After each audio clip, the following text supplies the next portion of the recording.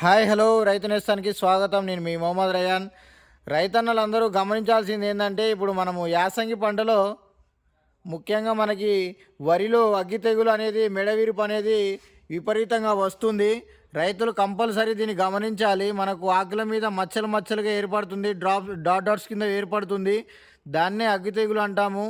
అగ్గి తెగులను తొలగించడంలో మనకి ట్రైసైక్లోజల్ అనేది ఎంతగానో ఉపయోగపడుతుంది. ఎకరానికి 120 గ్రామ్స్ నుంచి 100 గ్రామ్స్ చొప్పున స్ప్రే చేసుకున్నట్లయితే మనకు మెడవిరుపు రాకుండా, అగ్గి తెగులు రాకుండా కూడా ఇది ఉపయోగపడుతుంది. ఒకవేళ మనకు అగ్గి తెగులు వచ్చిందంటే దాన్ని వేరొక పొలానికి రాకుండా, అంటే ఇది తుప్పర్లు లెక్క పడుతుంది, తుప్పర్ లెక్క మనకు స్ప్రెడ్ అవుతుంది. ఇది స్ప్రెడ్ కాకుండా ఉండాలంటే మనం ట్రైసైక్లోజల్తో పాటు మనము ప్లాంటోమైసిన్ స్ప్రే చేసుకున్నట్లయితే మనకు ఇది రోగం అనేది స్ప్రెడ్ కాదు.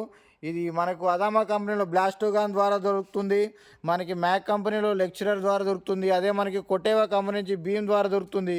మీరు ఇది స్ప్రే చేసుకున్నట్లయితే అగ్గి తెగులు మెడ విరుపు నుంచి తొలగించడంలో ఎంతగానో ఉపయోగపడుతుందని చెప్పాలి. Thank you so much.